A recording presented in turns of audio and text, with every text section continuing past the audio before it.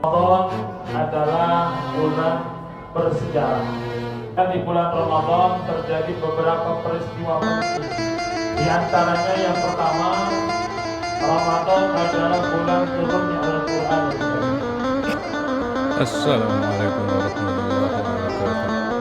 Abdi ke musola mengikuti tarawih malam ke-18.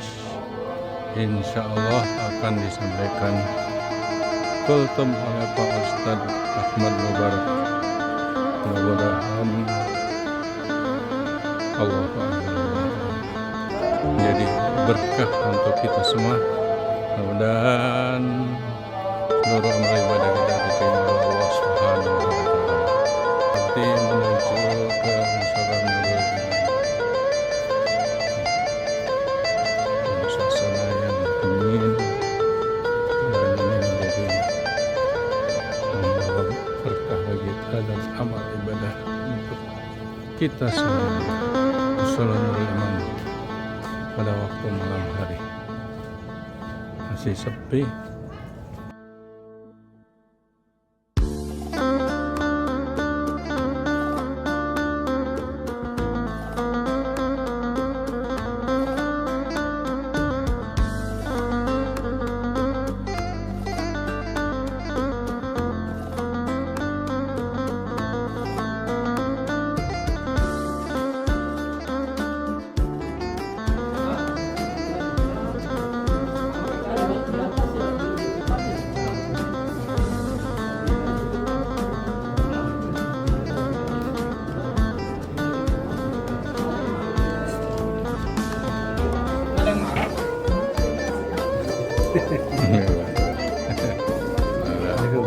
Salam.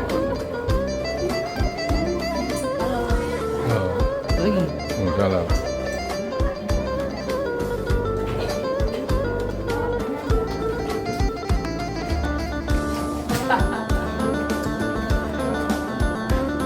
Malik yaumiddin, iyyaka na'budu wa iyyaka nasta'in, ihdinas siratal mustaqim.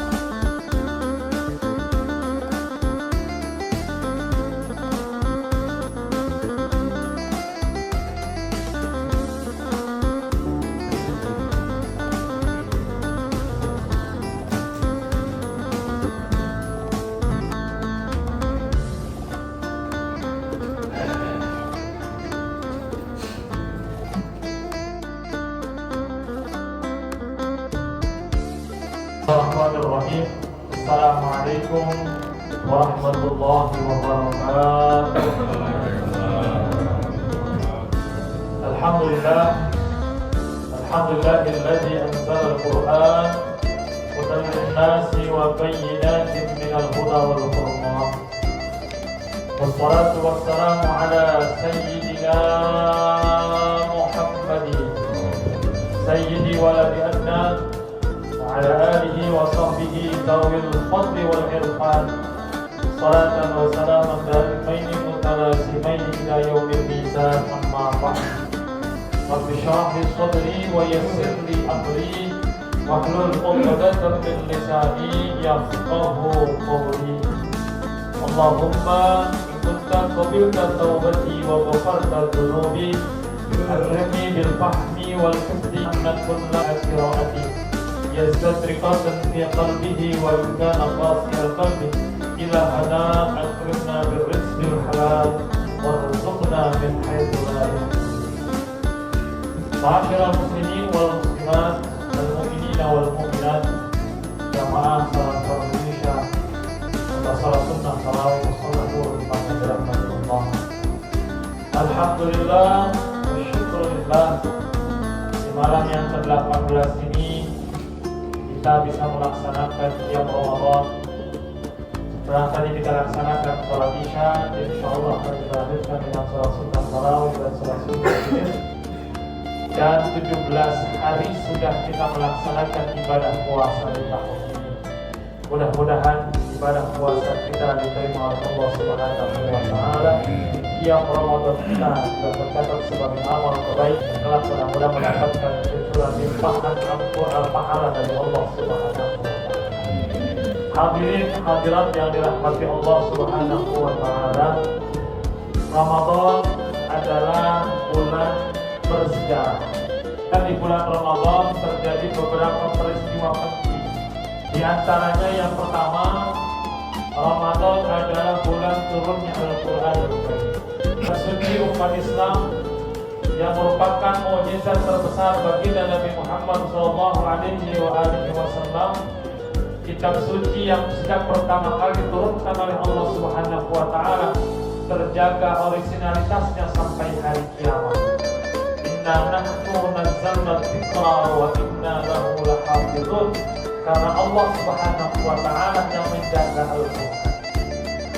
Ramadan adalah bulan diturunkannya Al-Qur'an tersebut. Bahkan Ramadan bukan hanya pertama kali Al-Quran diturunkan secara berangsur-angsur kepada baginda Nabi Muhammad selama 23 tahun. Ramadan juga menjadi turunnya Al-Quran sekaligus. Karena para ahli tafsir menyimpulkan bahwa Al-Quran diturunkan oleh Allah itu secara 3 tahap. Tahap yang pertama Allah turunkan ila Lauhil Mahfuz. Jumlatan wahidah, sekaligus Allah turunkan Al-Quran ke Lauhil Mahfuz. Dan ini terjadi di bulan Ramadan. Yang kedua Allah turunkan minal Lauhil Mahfuz ila Baitul Izzah atau ila Sama'id Dunia. Yang kedua Allah turunkan Al-Quran dari Lauhil Mahfuz ke langit dunia. Jumlatan wahidah, juga sekaligus Allah turunkan, dan ini terjadi di bulan Ramadan. Dan yang ketiga Allah turunkan minas samai dunia ila Rasulillah, dari langit dunia kepada Rasulullah SAW secara berangsur-angsur selama kurang lebih 23 tahun. Wahyu yang pertama Allah turunkan itu terjadi di bulan Ramadan, yang menjadi pertanda dilantiknya baginda Nabi Muhammad sebagai Nabi dan Rasul. Maka Ramadan adalah bulan sejarah atau bulan turunnya Al-Quran. Yang kedua, di antara sejarah di bulan Ramadan adalah bahwa bulan Ramadan ini menjadi bulan peperangan pertama kaum muslim orang-orang kafir dalam menjaga keimanan. Itu peristiwa Isra dan peristiwa Perang Badar. Perang Badar terjadi pada tahun kedua Hijriah di bulan Ramadan, dan itu adalah bulan Ramadan pertama diwajibkan untuk berpuasa. Karena surah Al-Baqarah ayat 183 yang menjadi dasar pelaksanaan ibadah puasa di bulan Ramadan itu Allah turunkan di bulan Sya'ban tahun kedua Hijriah. Maka masuk bulan Ramadan tahun kedua Hijriah diwajibkan untuk melaksanakan ibadah puasa. Dan di tahun yang sama terjadi peristiwa peperangan yang dikenal dengan Perang Badar. Perang yang luar biasa dahsyat, karena dalam keadaan berpuasa Rasulullah dan para sahabat berjalan kaki dari Madinah menuju Badar yang jaraknya kurang lebih 150 km. Kendaraan yang seakan tak bergantian. Satu orang naik, yang lain berjalan, bergantian, yang naik kemudian turun, yang lain naik, sampai menuju Badar. Siang hari yang panas amat sangat dengan teriknya padang pasir, dalam keadaan berpuasa Rasul dan para sahabat berjalan menuju Badar. Dengan jumlah pasukan yang hanya 313 orang, peralatan yang sederhana, makanan yang secukupnya, dalam keadaan berpuasa, tapi kaum muslimin saat itu melaksanakan itu semua dengan penuh semangat. Makanya Perang Badar ini diabadikan dalam sebuah shalawat yang bertawassul kepada ibadah. Salatullah, salamullah ala Toha Rasulillah, salatullah ala Yasin Habibillah. Yang terakhir banyak kalimat-kalimat di akhir Mujahid Badri ya Allah. Dan ini peristiwa terjadi di bulan Ramadan. Makanya kalau kita berkaca kepada peristiwa menunjukkan bahwa Ramadan harusnya bukan menjadi bulan untuk bermalas-malasan. Itu sebaliknya, puasa ini harus menjadi motivasi kuat untuk kita bisa melakukan terbaik, terutama dalam hal ibadah. Kalau bukan karena iman, Nabi dan para sahabat tidak akan melakukan hal tersebut. Tapi karena iman dan cinta kepada Rasulullah SAW, maka mereka mau melakukan. Dan terbukti Allah kemudian memberikan bantuannya yang 313 orang yang dilakukan pasukan kaum muslimin melawan 1000 orang pasukan jahiliyah. Tapi kemudian dimenangkan oleh kaum muslimin. Kaum muslimin hanya 14 orang yang gugur dalam perang tersebut, tapi kaum kufar sampai 70 orang yang. Hadirin hadirat rahmati Allah Subhanahu wa taala. Yang ketiga, peristiwa penting di bulan Ramadan adalah terjadinya Fathu Makkah yang terjadi pada tahun ke-8 Hijriah, tepatnya di tanggal 20 Ramadan. Jadi pada tahun ke-8 Hijriah, para muhajir itu adalah orang-orang yang Mekah yang ikut hijrah sampai ke Madinah. 8 tahun mereka berada di Madinah. Ramadan tahun ke-8 mereka mudik ke Mekah. Jadi kalau sekarang ada keluarga saat lebaran mudik ke kampung halaman, dulu di zaman Rasul juga ada. Kenapa?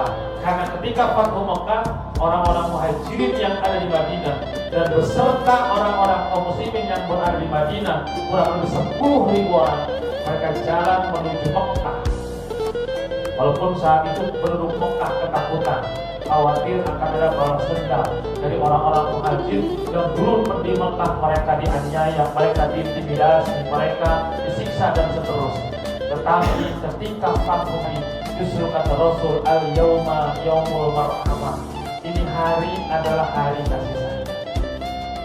Walaupun ketika itu ada sahabat yang cadel mulutnya. Yang namanya cadel kan gak bisa nyebut roh. Dibilang kata Rasul al-yawma yaumul marhamah, dia menyebut al-yawma malhamah. Malhamah itu artinya membantai.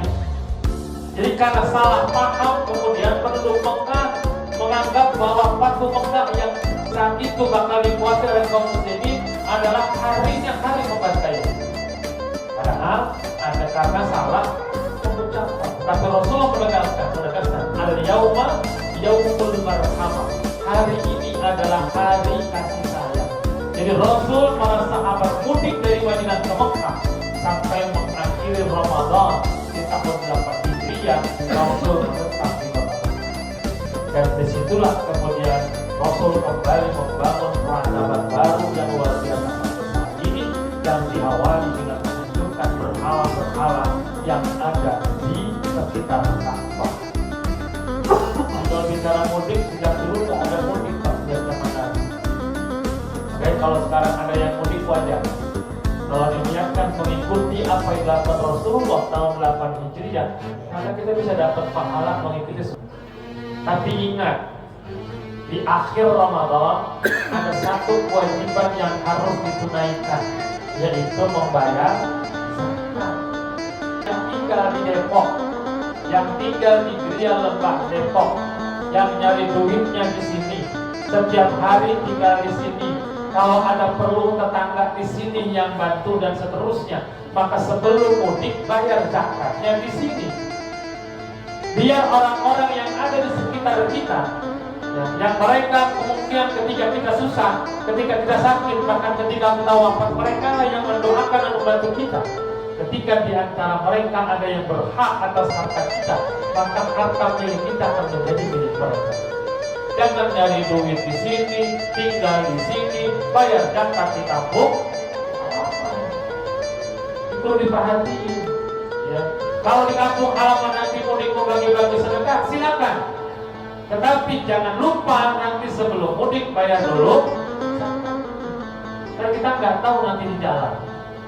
Ya, akan terjadi apa kita nggak tahu. Tapi ketika kita sudah menunaikan zakat kita, maka satu kewajiban di antara umat Islam sudah kita tunaikan.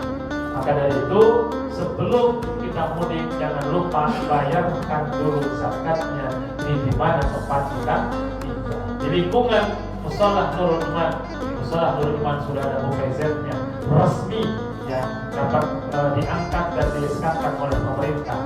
Jadi ketika kita selesai membayar zakat kepada MUPZ Nurul Iman, maka kita sudah selesai, kita sudah tunai bayar zakat. Beda ya zakat yang tidak diangkat oleh pemerintah. Sebelum zakat itu disalurkan kepada mustahiknya, maka kita belum dianggap selesai membayar zakat. Karena panitia zakat yang tidak diangkat oleh pemerintah, dia hanya wakil dari muzaki, wakil dari orang yang membayar zakat. Sebelum zakat kita sampai kepada mustahik yang 8 asnaf tersebut, maka zakat kita belum selesai, masih ditahan oleh panitia. Tetapi kalau panitia zakat atau amil zakat yang sudah diangkat oleh pemerintah, dia sah, dia berhak mendapatkan bagian sebagai amil dari bagian zakat dan termasuk mustahik. Maka ketika kita bayar kepada MUPZ tersebut, maka saat itu zakat kita sudah selesai dan kita sudah menunaikan. Ini yang membedakan. Jadi ambil zakat MUPZ dari pemerintah sudah pasti panitia zakat, tapi panitia zakat belum tentu disebut dengan amil. Makanya siapapun yang akan mudik Lebaran tahun ini, yang bulan ini jelang Lebaran, jangan lupa menunaikan dulu zakat. Mudah-mudahan Ramadan akan memberikan hikmah besar buat kita dengan beberapa peristiwa besar yang terjadi di dalam. Allahumma muwaffiq ila aqwamit thoriq. Wassalamualaikum warahmatullahi wabarakatuh. Waalaikumsalam.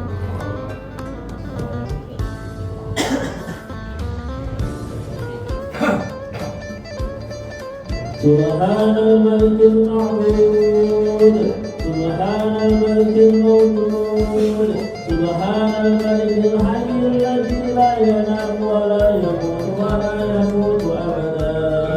Subhanallah rabbuna wa rabbul malaikati war ruh.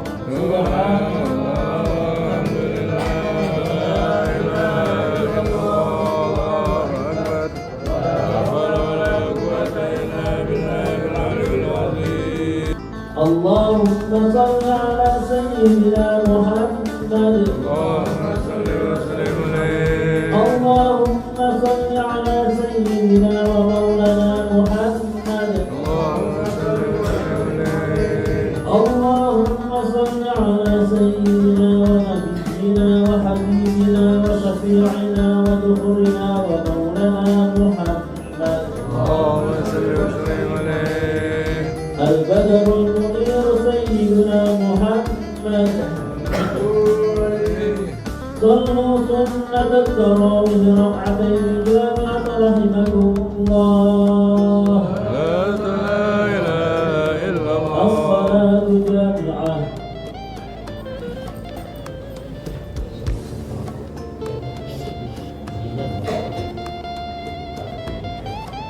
الله أكبر. بسم الله الرحمن الرحيم. المستقيم اهدنا الصراط المستقيم صراط الذين أنعمت عليهم.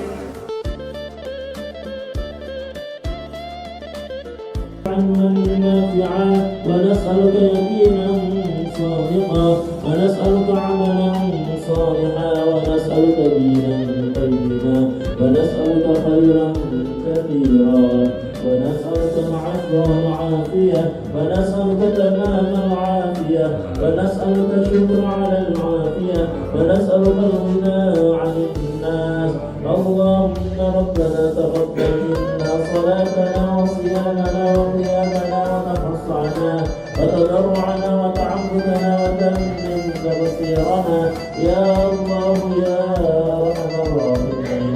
صلى الله على خير خلقه سيدنا محمد وعلى آله وصحبه أجمعين والحمد لله رب العالمين.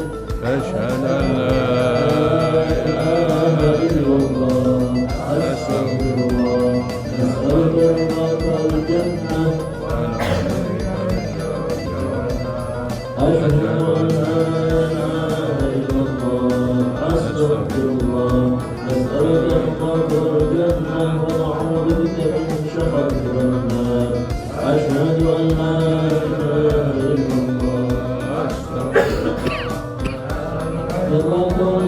ونعوذ بك من سخطك والنار اللهم إنك عفو كريم تحب العفو فاعف عنا اللهم إنك عفو كريم تحب العفو فاعف عنا اللهم إنك عفو كريم تحب العفو فاعف عنا يا كريم بسم الله الرحمن الرحيم نويت صوم غد عن أداء فرض شهر رمضان هذه السنة لله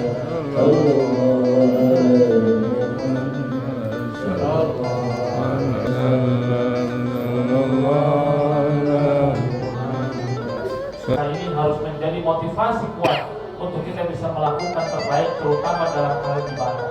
Mudah-mudahan Ramadan akan memberikan hikmah besar buat kita dengan beberapa peristiwa besar yang terjadi di dalam.